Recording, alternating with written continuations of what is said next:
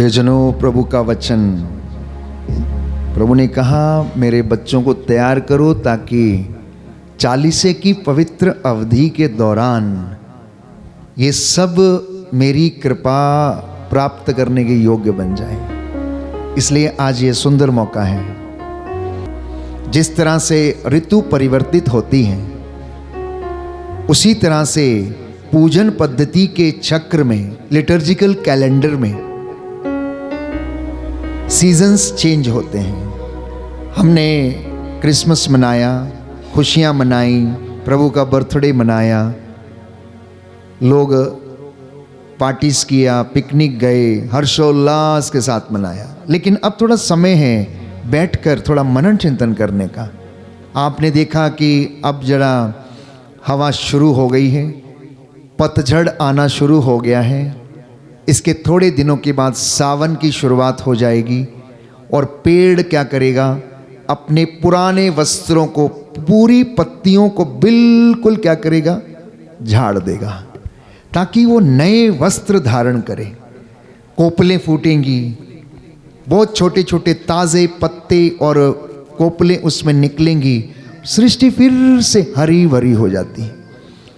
आने वाले 40 दिन जो हैं ये तपस्या के काल है और 40 दिन का पवित्र बाइबल में बड़ा महत्व है। मैं कुछ बातें आपसे इन 40 दिनों के विषय में करना चाहता हूं, उसके बाद हम आगे बढ़ेंगे ताकि आपको मैं समझा सकूं कि 40 की तैयारी कैसे करनी। How do you prepare for Lenten season, how do you prepare for passion of Christ.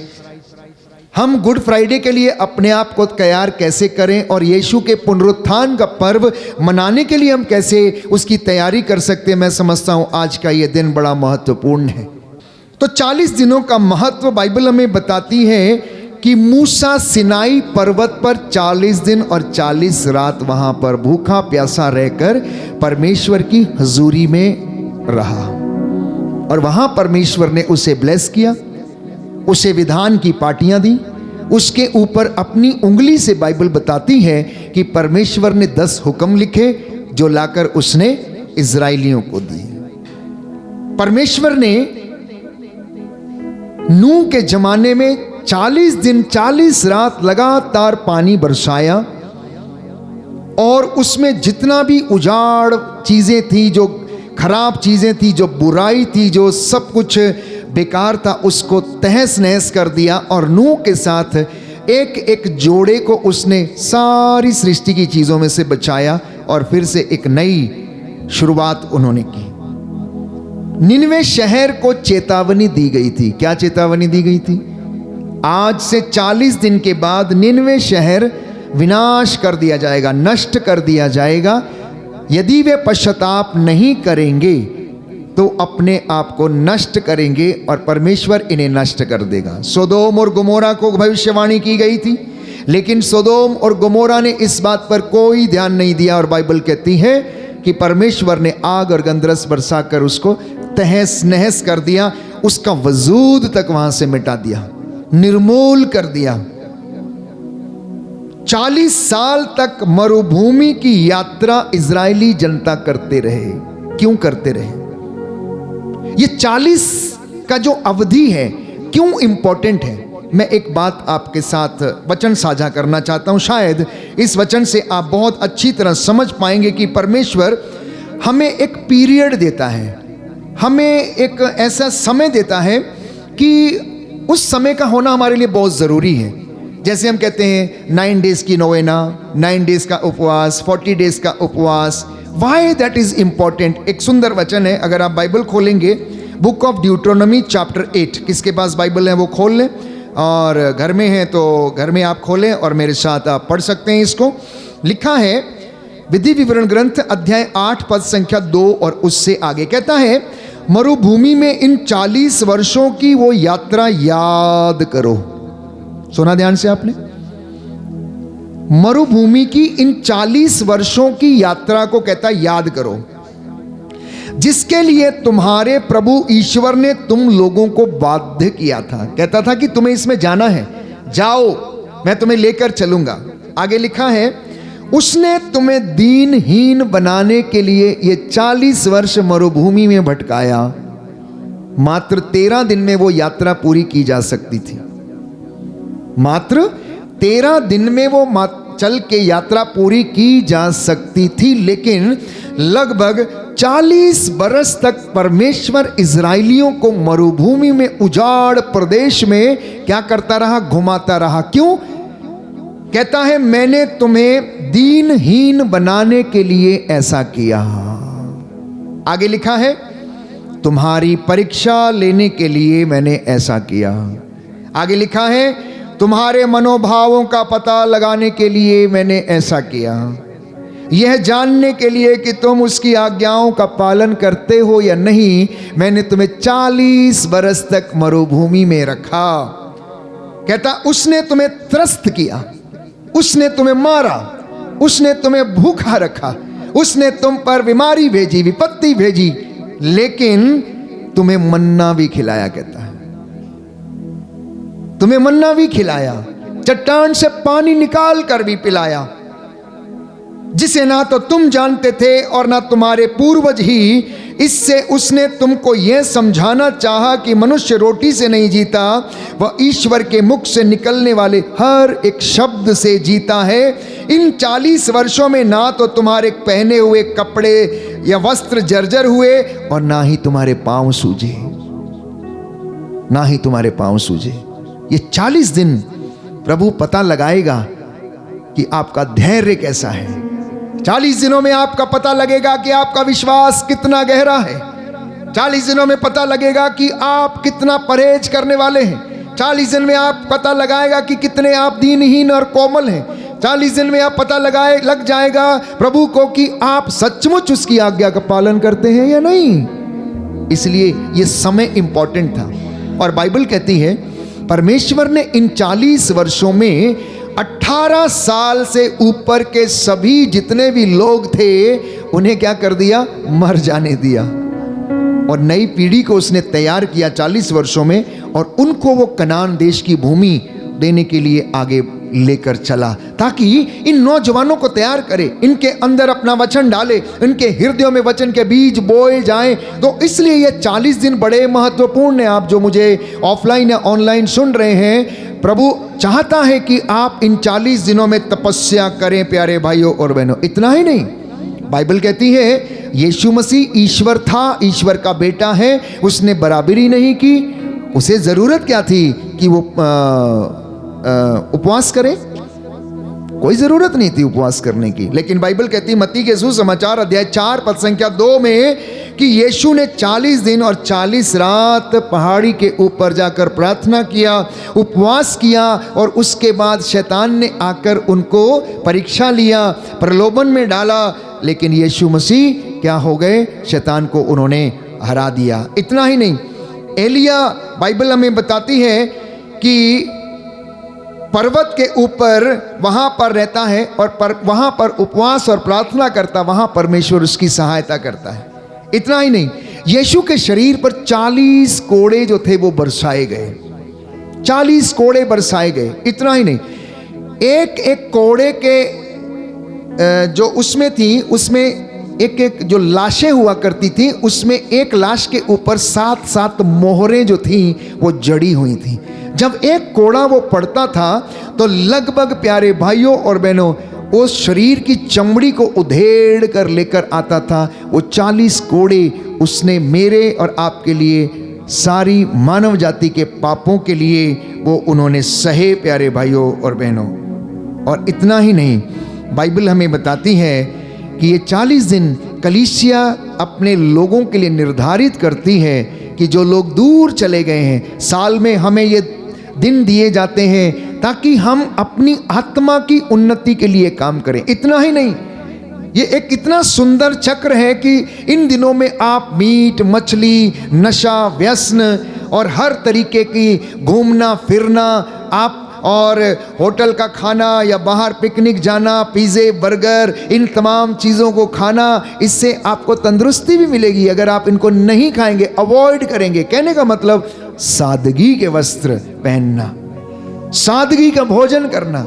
ये ना केवल आपको शारीरिक और आत्मिक उन्नति प्रदान करेगा, परंतु आपकी बहुत सी बीमारियों से आप आज़ाद हो जाएंगे। परमेश्वर का नूर आपके चेहरे पर चमकने लगेगा जब आप सादगी का जीवन व्यतीत करने लगेंगे। तो ये उपवास प्यारे भाइयों और बहनों हमें परमेश्वर से जोड़ता है, ये आत्मिक उन्नति करता है, शारीरिक उन्नति भी हमें प्रदान करता है। तो ये 40 दिन प्रभु के पास लौटने का समय है, ये 40 दिन प्रभु के साथ रहकर तपस्या करने का समय है। These 40 days are time of repentance। ये 40 दिन प्रायश्चित का समय है। जिनके घरों में समस्या है, भाई बहनों में झगड़ा है, माता पिता में झगड़ा है, समझौता करें और घर में आप शांति बनाए रखने का प्रयास करें।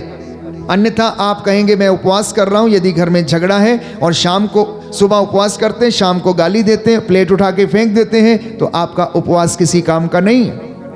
और मैंने ये भी कहा जो उपवास आप करते हैं उस भोजन को आपके घर में रहने का अधिकार नहीं है, उसको आप इकट्ठा करें और किसी ऐसे मफलूस या किसी ऐसे व्यक्ति को जो शोषित है, जिसके पास भोजन नहीं है, आप जाकर उस भोजन को वहां पर देकर आएं और अपने हाथ से करेंगे तो बहुत अच्छा है। ये आपके अनेक भंडारों से ज्यादा प्रभु को प्रिय होगा, क्योंकि उसने ये कहा यदि तुमने मेरे छोटे से छोटे किसी भाई के लिए एक गिलास ठंडा पानी का भी इंतजाम किया, उसे पिलाया, तो वो काम तुमने मेरे लिए किया।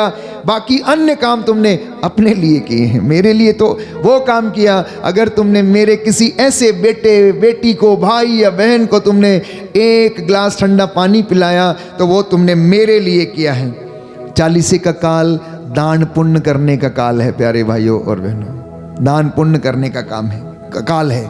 ये समय नया बनने का समय है, आत्मिक रूप से नया बनने का समय है।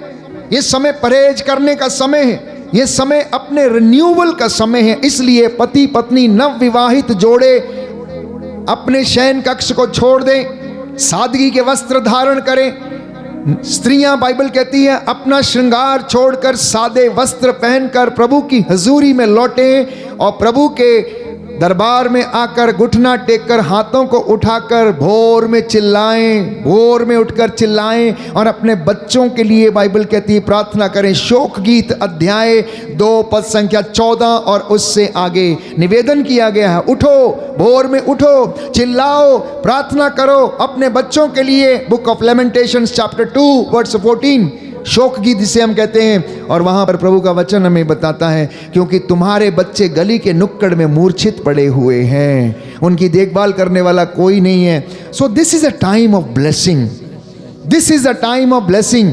आप कैसे करने जा रहे हैं मुझे पता नहीं, लेकिन बाइबल आपको समझा रही है कि आपको कुछ इस तरीके से इन 40 दिनों में कार्य करने की आवश्यकता है ताकि परमेश्वर आपको ब्लेस करे। बोलिए आमेन, आमीन, hallelujah, hallelujah, hallelujah, hallelujah, hallelujah. Hallelujah. Yeshu की स्तुति हो, यीशु यीशु की को हो, धन्यवाद, यीशु को यीशु की धन्यवाद, आराधना हो, यीशु की यीशु आराधना की हो, महिमा हो, यीशु की यीशु महिमा को हो, धन्यवाद, यीशु को धन्यवाद, हालेलुया। हालेलुया। मैं एक बात आपसे कहना चाहता हूँ, शायद बहुत से लोग नहीं जानते, संतों की ताकत उपवास थी, नबियों की ताकत उपवास थी।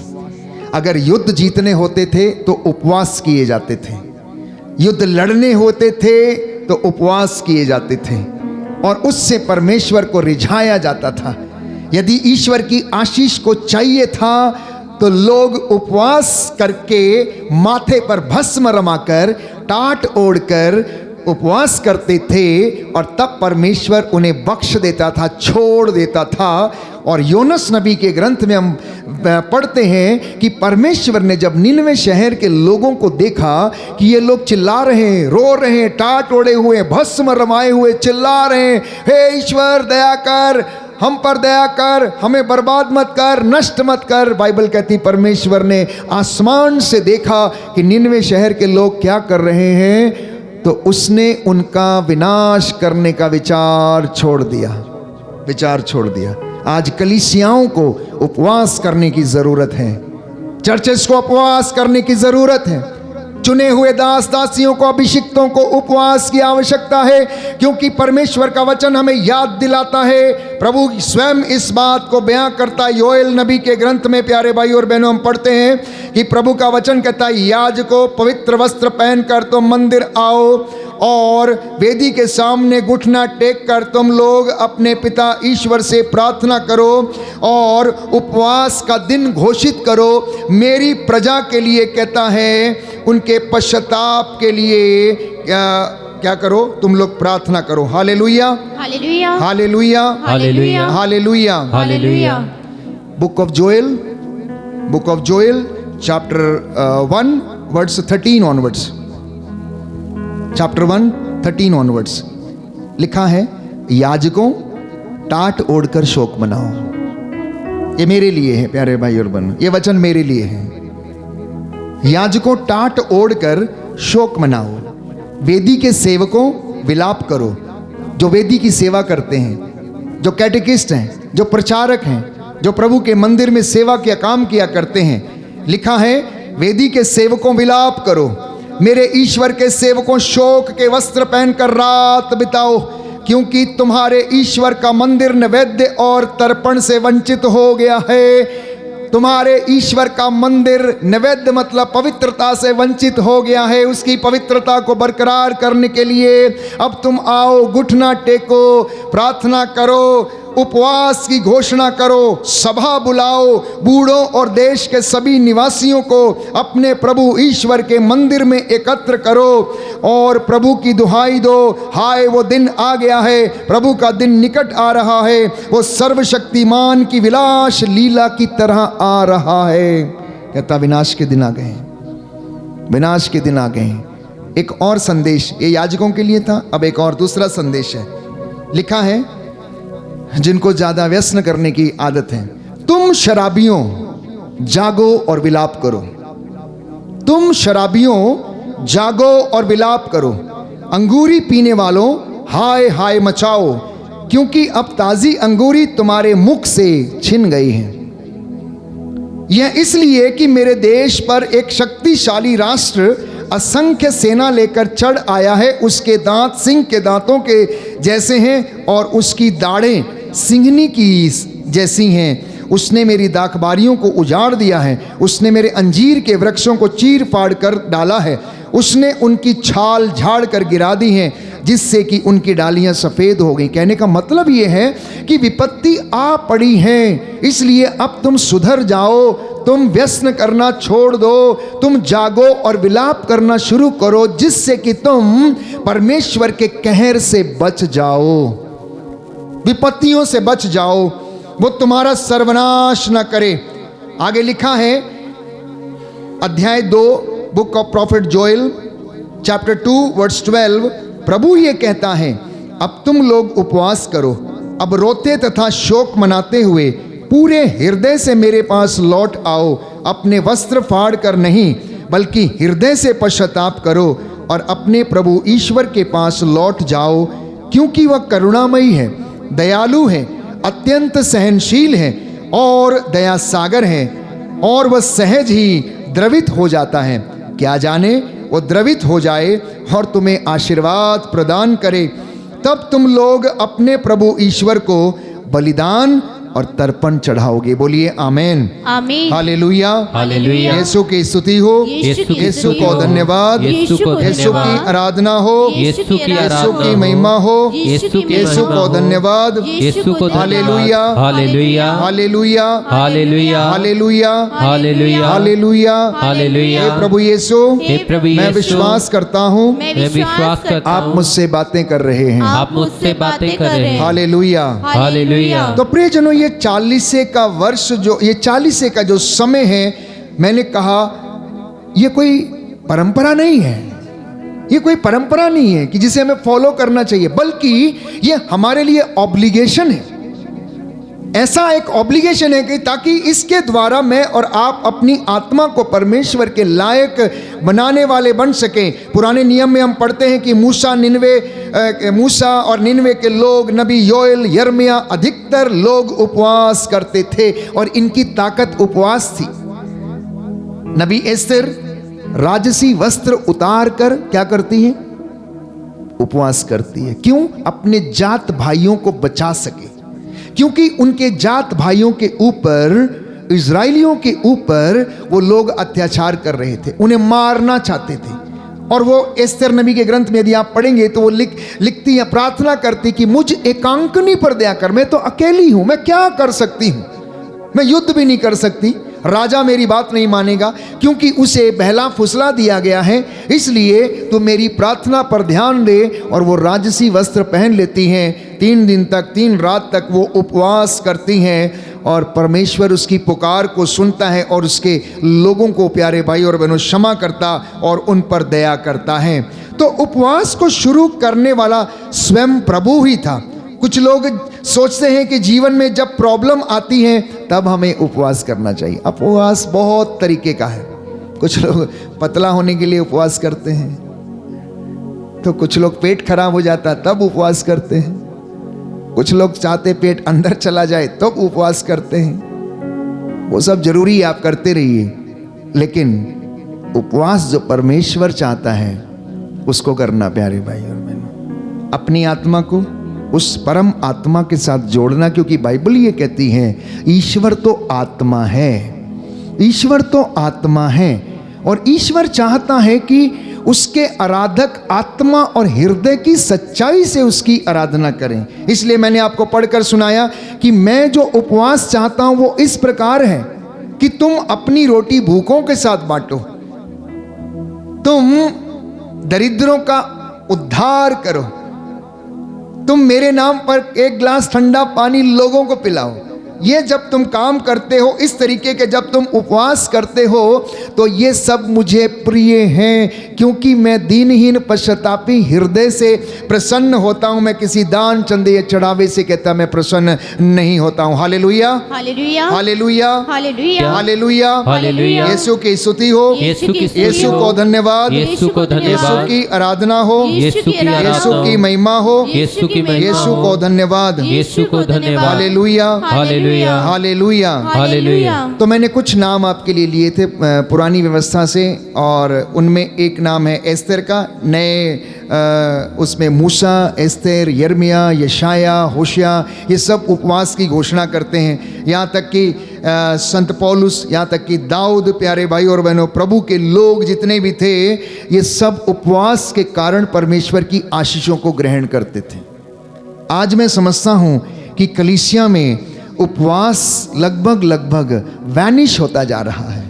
हम बहुत लीनियंट हो गए हैं, हमारे लिए सब चलता है, केला खा लो, चाय पी लो, भूख लगे तो ऐसा कर लो, वैसा कर लो। इतनी सहूलतें दी गई हैं, अच्छी बात है, सहूलतें दी गई हैं, लेकिन इंद्रियों पर कंट्रोल करना ये मेरे और आपके ऊपर है। इसलिए जिसको जितना ज़्यादा आशीष चाहिए वो उतनी ज़्यादा सिद्धि करे, उतनी ज़्यादा तपस्या करे। The more you want the more you practice. जिस तरीके से एक खेल के मैदान में जितना व्यक्ति बड़ा मेडल जीतना चाहता है वो उतनी ज़्यादा ट्रेनिंग करता है, उसी तरीके से आध्यात्मिक जिंदगी में भी जो संत बनना चाहता है, संतों की श्रेणी में जाना चाहता है, उनके जैसे एक्स्ट्राऑर्डिनरी काम करे। जो मामूली रहना चाहता है मामूली लोगों के जैसे काम करे, क्या फर्क पड़ता है, नो प्रॉब्लम। तो जितना बड़ा आशीष आप चाहते हैं उतना बड़ा सैक्रिफाइस करना, पहली बात। जितना बड़ा आशीष आप चाहते हैं उतना बड़ा क्रूस उठाकर चलने की कोशिश करना, तो परमेश्वर उसमें आपको ब्लेस करता है। आशा, प्यारे भाइयों और बहनों, हमें आगे बढ़ने का हौसला देती है। And Christians are the people of hope. मसीह लोग आशावादी लोग हैं। हम निराश नहीं हो सकते क्योंकि हमें निराशा नहीं दी गई। हमें संत पौलुस बताता आनंदित रहने के लिए बताया गया है, क्योंकि हमारा परमेश्वर जिंदा है, वो जीवितों का ईश्वर है, वो दिन रात हमारी देखभाल करता है। जब आप उसे पुकारते हैं वो आपके सामने हाजिर हो जाता है। तो मसीहों के जीवन में उपवास कम होता जा रहा है, इसलिए आशीषें भी कम आती जा रही हैं, कम हो रही हैं। तो उपवास के 12 फायदे मैं आपको बताना चाहता हूं, जो कि पवित्र बाइबल यशाया नबी के ग्रंथ 58 में हमसे कही गई हैं। अगर कोई व्यक्ति उपवास करता है तो उसके लगभग 12 फायदे आपको मिलेंगे। सबसे पहले, प्रभु के दर्शन आपको मिलने शुरू होंगे। You will start getting visions when you sit in repentance and sit for fasting. जब आप परमेश्वर से जुड़ते हैं, जब मूसा 40 दिन 40 रात पर्वत के ऊपर था, तो परमेश्वर आमने सामने उससे बातें करना शुरू किया जब वो उसमें लीन हो गया। दूसरी बात, आपको चंगाई मिलनी शुरू हो जाएगी, ना केवल शारीरिक बल्कि आत्मिक। तीसरा, आपकी धार्मिकता आपके आगे आगे चलने लगेगी, क्योंकि आप अवेयर हो जाएंगे कि मैं इस वक्त परमेश्वर के साथ जुड़ा हुआ हूं उपवास के माध्यम से। चौथा, परमेश्वर का अनुग्रह और उसका तेज या नूर जो है वो आपके चेहरे पर चमकने लगेगा। पांचवा, प्रार्थना का जवाब आपको मिलने लगेगा और आपको विजन या दृश्य मिलने लगेंगे। छठवां, प्रभु आपका मार्गदर्शन करने लगेगा। सातवां, आपको जीवन में तृप्त करेगा और संतुष्टि मिलेगी। आठवां, जीवन में प्यारे भाइयों और बहनों एक अलग ताजगी आप महसूस करेंगे।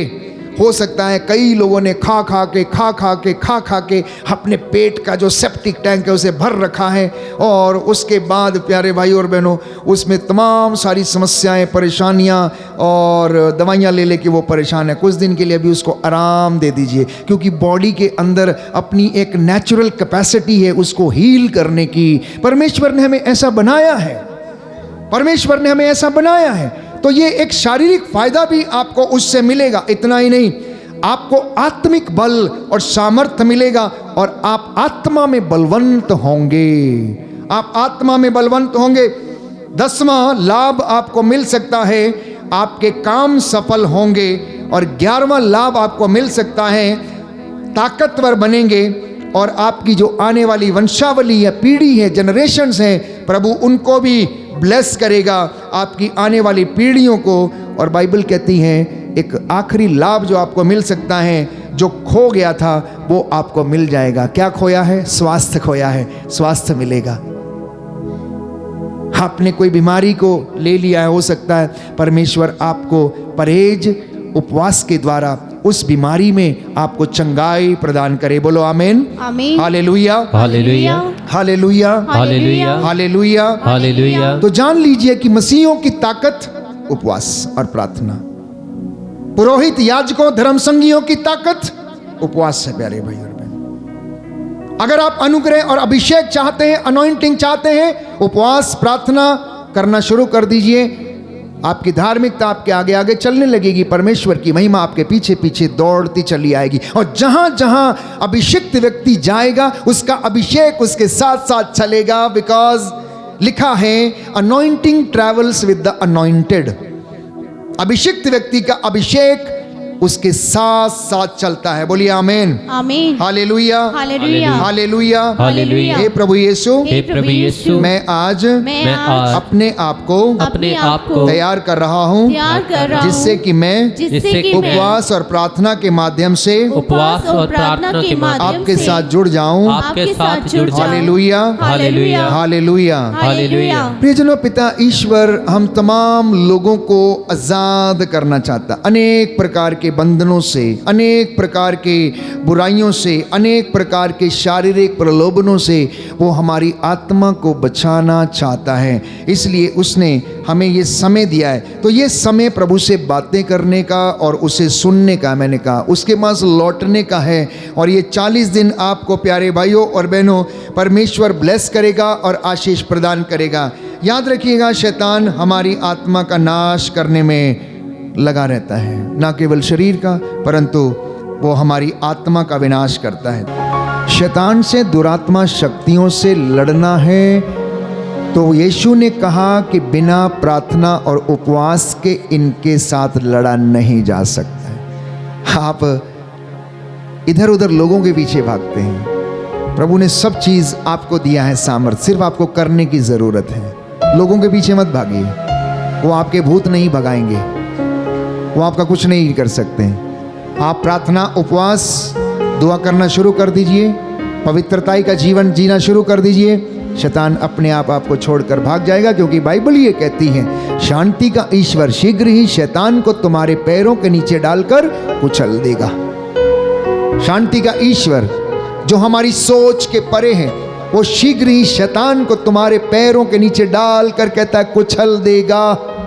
चिंता मत करना, कुछ दिन के लिए तुमको सताएगा, जेल में डालेगा, बंदीगृह में डालेगा, लेकिन मेरी कृपा तुम्हारे लिए पर्याप्त है। पौलुस से कहा मेरी कृपा तेरे लिए पर्याप्त है। पौलुस कहता है मैं कितना सोचता हूं कि ये शरीर में जो कांटा लग गया है ये निकल जाए, मैं कितना चाहता हूं मैं इससे आजाद हो जाऊं, लेकिन फिर भी वो प्रार्थना करता है कि नहीं, मेरे लिए तेरी कृपा प्राप्त है, मैं इसको सहन करूंगा, मैं इसको सहन करूंगा, क्योंकि ये मुझे तेरे साथ जुड़ने के लिए बुलाता है। तो याद रखिए, book of Isaiah chapter 30 verse 15, 30 अध्याय 30 पद संख्या 15, बार बार मैं दोहराता हूं, लिखा है प्रायश्चित और स्वीकृति में तेरा कल्याण है। सच्चे प्रायश्चित से हमारी जिंदगी में, परिवार में चमत्कार होते हैं। सच्चा प्रायश्चित हमारे लिए स्वर्ग के द्वार को खोलता है। सच्चा प्रायश्चित हमें आशीर्वाद प्रदान कराता और अनॉइंटिंग और अभिषेक हमें प्रदान करता है। पाप यदि विनाश की ओर लेकर जाता है तो हमें प्रायश्चित स्वर्ग की ओर लेकर जाती है और ईश्वर की दया हमें प्राप्त होती है। पाप यदि विनाश करता है तो प्रायश्चित हमें आशीष दिलाती है। पाप यदि नरक की ओर लेकर जाता है तो प्रायश्चित स्वर्ग की ओर लेकर जाता है, और पाप यदि विनाश करता है तो प्रायश्चित हमें नया जीवन प्रदान करता है। याद रखिएगा, पाप का वेतन मृत्यु है, जैसा कि रोमियो के पत्र अध्याय 6 पद संख्या 23 में लिखा हुआ है। Book of Romans chapter 6 verse 23, पाप का वेतन मृत्यु है। इसलिए याद रखिए, बुक ऑफ सिराक प्रवक्ता ग्रंथ अध्याय 19 पद संख्या 4 और उससे आगे, जो पाप करता बुराई करता है उससे उसी को हानि होती है। जिस चीज से आप पाप करते हैं उसी से आपको हानि होती है। उदाहरण के लिए, गुटखा खाने वाले को गुटखा बर्बाद करता है, कैंसर देता है। धूम्रपान करने वाले को ट्यूबरक्लोसिस और इस तरीके की बीमारी देता है। अन्य ऐसी तमाम चीज़ें जो नशा ड्रग्स लेते हैं उससे वो अपने ही शरीर को हानि पहुंचाते हैं। तो बाइबल ये कहती है कि जिस चीज से आप पाप करते हैं वही चीज आपको हानि पहुंचाती है। एक व्यक्ति था बाइबल में जिसने प्रायश्चित नहीं किया। बाइबल कहती है, यूदस के विषय में हमें बताती है कि प्रायश्चित के अभाव में वो नष्ट हो गया। शायद प्रायश्चित कर लेता तो वो बच जाता, लेकिन विधि के विधान को कौन टाल सकता था? विधि के विधान को कौन टाल सकता था? उसने ईश्वर की ओर आने का जरा सा भी साहस नहीं किया। अपराध बोध में जाकर उसने अपने आप को समाप्त कर लिया। यीशु ने जब अपनी सेवकाई शुरू की तो सबसे पहले वो प्रार्थना में गए, उपवास में गए। 40 दिन 40 रात उन्होंने प्रार्थना किया और उसके बाद लगभग 27 महीने तक, लगभग 3 साल तक उन्होंने सेवकाई की। बाइबल कहती है, शोधकर्ताओं के अनुसार 27 महीने तक उन्होंने अपनी सेवकाई को जारी रखा और इन 27 महीनों में लगभग, प्यारे भाई और बहनों, लोगों को चंगा किया। उन्होंने सेवकाई की और ऐसे महान चिन्ह और चमत्कार दिखाए। तो उन्होंने सबसे पहले जो शुरुआत की अपने वचन को सुनाने की, लिखा है मत्ती के सुसमाचार अध्याय 4 पद संख्या 17 में, पश्चाताप करो, सुसमाचार में विश्वास करो।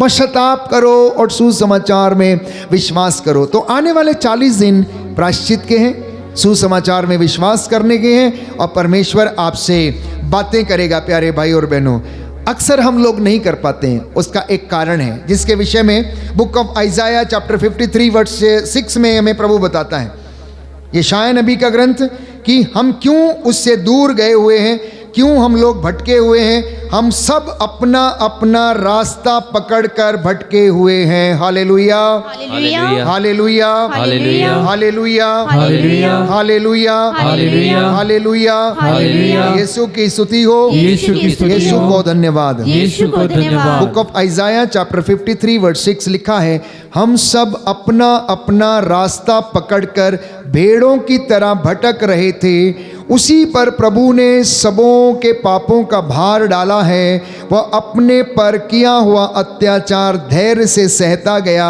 और चुप रहा। वध के लिए ले जाए जाने वाले मेमने की तरह ऊन कतरने वाले के सामने चुप रहने वाली भेड़ की तरह उसने अपना मुंह नहीं खोला। प्रभु ने मेरे और आपके लिए जो कष्ट सहा, उपवास, प्रार्थना, दुख भोग, कोड़े, कीले, उसने मेरे और आपके लिए खाए। तो क्या मुझे और आपको प्रभु के लोगों के लिए, अपनी संतानों के लिए उपवास या प्रार्थना नहीं करनी चाहिए? हमारे देश के लिए प्रार्थना नहीं करनी चाहिए? समाज के लिए, कलीसिया के लिए प्रार्थना नहीं करनी चाहिए? बाइबल कहती कलीसिया इसलिए बुलाई गई है ताकि पवित्र बने।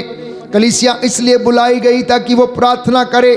जिस देश में आप रहेंगे उस जगह पर उसकी बंदगी करें, सिताइश करें, वर्शिप करें, उस जगह पर उसके नाम को धन्य कहें, उस जगह पर उसकी महिमा का बखान करें। इसलिए परमेश्वर ने इस तरह से अपने लोगों को जगह जगह, हर जगह पर उसने बसाया ताकि उस जगह पर परमेश्वर की उपस्थिति को लोग महसूस करें और आपके कामों को देखकर लोग जाने कि आप लोग मसीह के अनुयायी हैं, ईसा नाजरी के अनुयायी हैं, जो जिंदा हैं, जो जीवितों का ईश्वर है, जो प्यारे भाइयों और बहनों हमें चंगा करता है, आशीष देता है।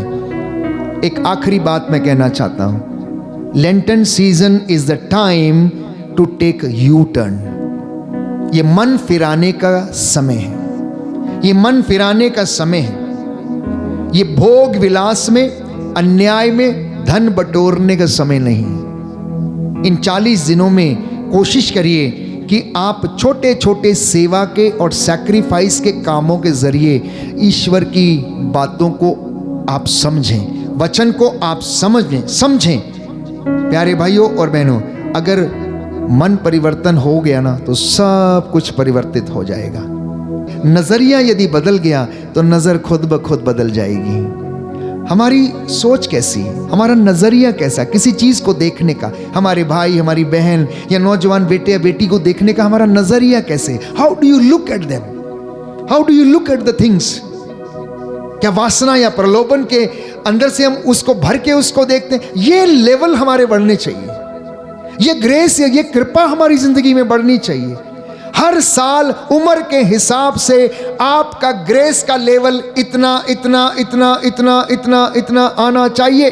कोई 60 बरस का हो गया है तो उसका 100 में से उसका जो पैरामीटर है वो 60 पर आना चाहिए आध्यात्मिक लेवल का। यदि नहीं आया तो कुछ कमी है। आपकी उम्र के हिसाब से अगर 70 साल हो गए हैं तो अब आध्यात्मिक जीवन का पैरामीटर वो अब 65 तक पहुंचना चाहिए, ताकि पता लगे कि आपका आध्यात्मिक लेवल कितना। खाली मोटे ताजे होकर फर्क नहीं पड़ता है। ये तो शरीर जब जवान है मोटा ताजा होता है और जब बुढ़ापा है तो आता है तो ढलने लगता है, लेकिन आत्मा का बढ़ना चाहिए। ग्रेस का लेवल अगर नहीं बढ़ा है, मेरे अगर पुरोहिताई जीवन के 22 वर्षों में अगर ये लेवल नहीं बढ़ा, आज भी अगर मैं उस फर्स्ट ईयर जैसे पुरोहित की तरह व्यवहार करूं तो प्यारे भाई और मेरे 22 साल के पुरोहिताई जीवन का, सेवकाई का कोई लाभ नहीं है, प्रचार करने का कोई लाभ नहीं है। तो इसलिए जब बच्चा जैसे जैसे बड़ा होता है उसके अंदर ज्ञान बढ़ता है, उसका अनुभव बढ़ता है, चीजें बढ़ती हैं, मसा बढ़ता, अनॉइंटिंग बढ़ती है, हमारे आध्यात्मिक जीवन का स्तर भी बढ़ना चाहिए। एवरी ईयर ये ग्रेस का लेवल बढ़ना चाहिए। और जब बढ़ेगा तो हमें पता लगता है, हमारा हाव भाव चेंज होता है, हमारी बोली चेंज होती है, हमारी वोकैबुलरी चेंज होती है, हम चीज़ों से परहेज करने लगते हैं, हमारा उठने बैठने का तरीका बदल जाता है। हम सामने किसी से बात करते हैं तो उसको लगता है कि सचमुच बड़ा ध्यानी और ज्ञानी आदमी है। ये जब बोलता है तो इसके अंदर से परमेश्वर का नूर, उसका अनुग्रह प्रकट होता है। लोग इस तरीके की बातें आप करते हैं। अगर आप सचमुच में बदले हैं प्यारे भाइयों और बहनों, जानते हैं परमेश्वर इस वक्त बेचैन है। क्यों बेचैन है? कि मेरे बच्चे मेरे पास लौट कर चले आए, दमोला वासी मेरे पास आ जाएं, काठगोदाम वासी मेरे पास लौट कर आ जाएं, बेलपड़ा वासी मेरे पास आ जाएं, वसाई के लोग मेरे पास आ जाएं जो मुझसे दूर चले गए हैं। जैसे एक बाप तड़पता रहता है, पिता भी चाहता है कि अब ये आकर प्रायश्चित कर लें, अपने वस्त्रों को फिर से नया कर लें, क्योंकि शैतान दहाड़ते हुए शेर के समान इनके पीछे लगा हुआ है और उसे आपको गेहूं की तरह फटकने का अधिकार मिला हुआ है। कोई भी उसके हाथ में चढ़ गया तो उसे फटक लेगा उसको और ओसाएगा। उसाएगा, अपनी मर्जी की तरह चलाएगा। परमेश्वर आपके पीछे आ रहा है, वो आपको ढूंढने के लिए आ रहा है। प्यारे भाई और बहनों, अपने आप को पत्तों के पीछे मत छिपाना। Don't hide your self behind the trees, don't hide your self behind the leaves, जैसे आदम और हेवा ने छिपाया अपने आप को। कम आउट, वो बुला रहा है, कहाँ हो, आओ। आदम कहाँ हो, आदम कहाँ हो, बोले मैं यहां हूं। कहाँ, मैं झाड़ी के पीछे हूं। अरे भाई क्यों, झाड़ी के पीछे किसने तुमको रहने के लिए बोला है? क्या तुमने वो काम किया जो मैंने मना किया था? नहीं नहीं नहीं नहीं नहीं, मैंने नहीं किया है। प्रभु ने देखा उन्होंने अपने लिए पत्तों के कपड़े बना लिए हैं और वो घूम रहे फिर रहे हैं, और परमेश्वर उनके ऊपर हंस रहा। अरे नादान आदम, तो पत्तों के कपड़े से छिपा रहा अपने आप को। जानता नहीं अभी सूरज निकलने वाला है, उसके ताप से ये सूख जाएंगे, तेरी नग्नता फिर से उघड़ आएगी, तू नंगा हो जाएगा फिर से। तू छिपा नहीं पाएगा अपनी नग्नता को, तू अपने पापों को छिपा नहीं पाएगा, अपनी गलती को छिपा नहीं पाएगा। जो तूने किया है अब देख इसके लिए मुझे क्या करना पड़ेगा। बाइबल कहती है परमेश्वर ने एक मेमने का वध किया, उसकी खाल से आदम और हवा के कपड़े बना दिए, उसको पहना दिए, जो इस बात का प्रतीक था कि अब आदम और हेवा के पाप का प्रायश्चित इस बात से होगा कि परमेश्वर के पुत्र ईसा मसीह नाजरी का रक्त बहाया जाए और उसके द्वारा फिर से ये मेल मिलाप हो। अगर परमेश्वर ने अदन वाटिका में उस दिन उसके लिए वस्त्र पहनाए थे तो नई व्यवस्था में इस बात का प्रतीक था कि ईश्वर का इकलौता बेटा ईसा मसीह नाजरी का रक्त बहाए जाने से मानव जाति के पापों का प्रायश्चित होगा और फिर से आपका और मेरा उसके साथ मिलन होगा और हम महिमान्वित होंगे और वो हमें अपनी हजूरी में फिर से मेल मिलाप करेगा। हमें परमेश्वर ने वो औधा दिया है। एक एक प्रतिज्ञा प्यारे भाई और बहनों नई व्यवस्था में पूरी हुई है। एक एक प्रतिज्ञा, एक एक बात, एक एक प्रतीक। इसलिए परमेश्वर आपको खोजने के लिए आ रहा। परमेश्वर का न्याय और दया दोनों हैं और ये कार्य करती हैं, याद रखिएगा। उसका न्याय भी है, उसकी दया भी है, दंड भी है और वो निष्पक्ष भी है, पक्षपात नहीं करता। वो दंड भी देता है, देर से क्रोध करता है, वो क्रोध में भी आता है। ईर्ष्यालु प्रभु है, बाइबल कहती है he is a jealous God. वो कहता है मैं अपनी महिमा किसी को नहीं दे सकता हूं, ना किसी मूर्त को, ना इंसान को, ना किसी व्यक्ति को। कहता है I am a jealous God. परमेश्वर की आवाज सदा हमें आपको बुलाती रहती है। हमें सिर्फ और सिर्फ उसे सुनने की आवश्यकता है, उसे सुनने की आवश्यकता है। जक्कैऊस ने उस आवाज को सुना, इसलिए उसके पीछे हो लिए, ढूंढने के लिए निकले, उसको ढूंढने के लिए निकले। यरीको के अंधे ने उसकी आवाज को सुना।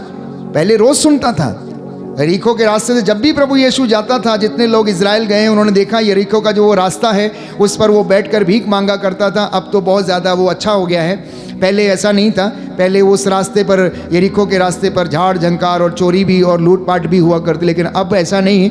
और वो बैठकर रोज़ भीख मांगा करता था। यीशु उस रास्ते से जा रहे थे, वहाँ एक अंधा बैठा हुआ था, रोज़ जानता था। उसने उसकी आवाज़ को सुना और पूछा ये कौन जा रहा है भाई, कोई बताएगा मुझे कौन जा रहा? बोले ईसा नाजरी जा रहे हैं। अच्छा ईसा नाजरी, वो जिनके विषय में मैंने सुना अंधों को आंखें देते हैं। उसने मन में जरूर इस तरीके से विचार किया होगा, उसका विश्वास जागा, क्यों ना आज मैं भी इससे कह दूं कि मुझे भी आंख दे दे भाई।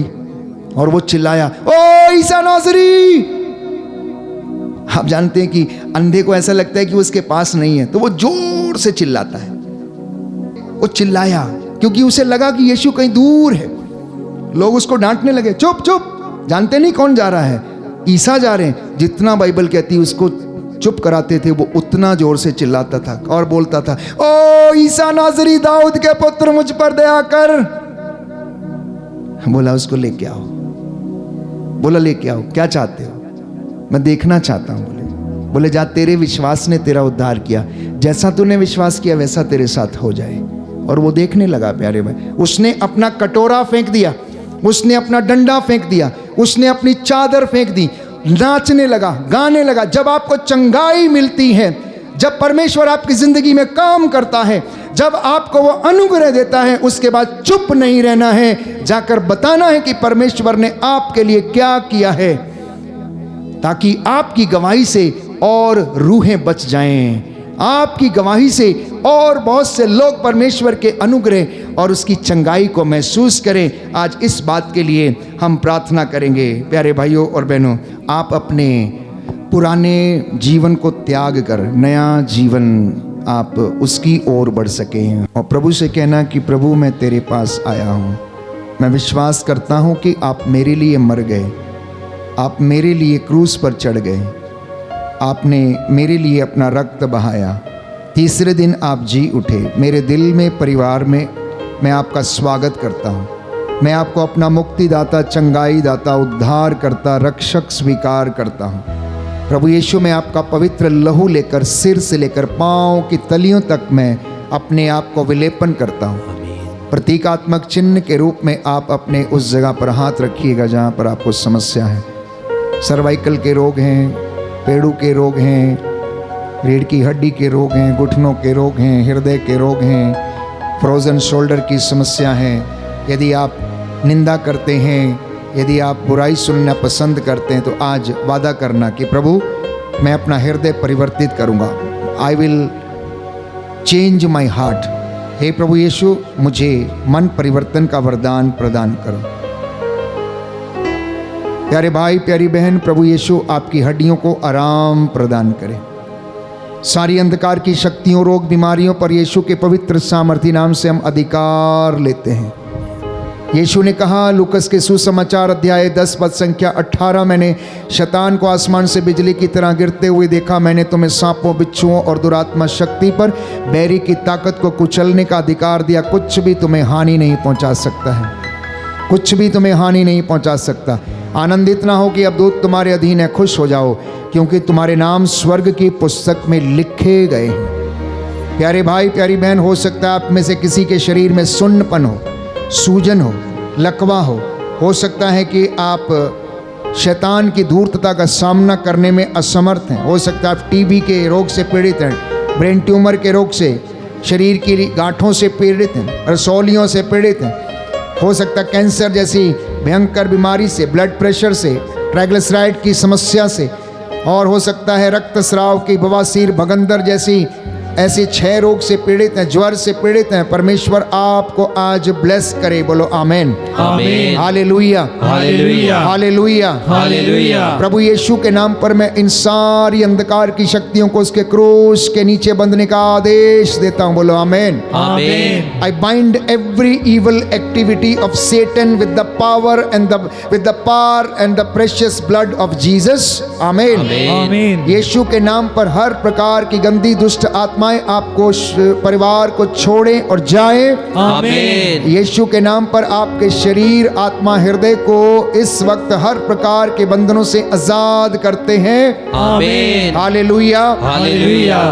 आपके परिवार में यदि व्यसन की गंदी दुष्ट आत्मा काम करती, हत्या की, लड़ाई झगड़े की, मन मुटाव की दुष्ट आत्माएं काम करती हैं, आदेश दीजिए, झिड़को इन्हें, जाओ जाओ जाओ यीशु के नाम पर। हमारे शरीरों को आज़ाद करो, हमारे घरों को आज़ाद करो, हमारे बच्चों को आज़ाद करो, हमारे बिजनेस को हर प्रकार की इन गंदी दुष्ट आत्माओं से आज़ाद करो। पाप, श्राप, बंधनों से, पूर्वजों से चली आई निरर्थक जीवनचर्या के बंधनों से हमें आज़ाद करो। बोलिए, अंगीकार कीजिए, अंगीकार कीजिए, यीशु को अपने जीवन पर अधिकार दीजिए। बोलिए आमीन, आमीन। Hallelujah, hallelujah, hallelujah, hallelujah, hallelujah, hallelujah, hallelujah, hallelujah, hallelujah, hallelujah, hallelujah, hallelujah. आपका जवाब होगा आमीन। आमीन, प्रभु यीशु आपको उन्नति प्रदान करता है। आमीन, प्रभु यीशु आपको आशीर्वाद प्रदान करता है। आमीन, प्रभु यीशु आपको चंगाई प्रदान करता है। आमीन, प्रभु यीशु आपको सामर्थ और शांति प्रदान करता है। आमीन, प्रभु आपको धन संपत्ति का आशीर्वाद प्रदान करता है। आमीन। प्रभु यीशु सभी बुजुर्गों को उनके जीवन में और जो निराश हैं, अस्पतालों में पड़े हुए हैं, अच्छा स्वास्थ्य प्रदान करे। आमीन, नवयुवक युवतियों को प्रभु शुद्ध और पवित्र करे।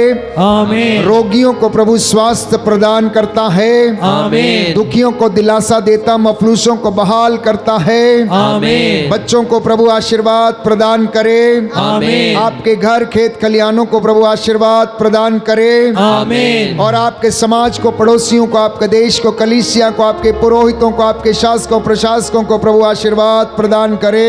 आमीन, hallelujah, hallelujah hallelujah hallelujah hallelujah hallelujah hallelujah hallelujah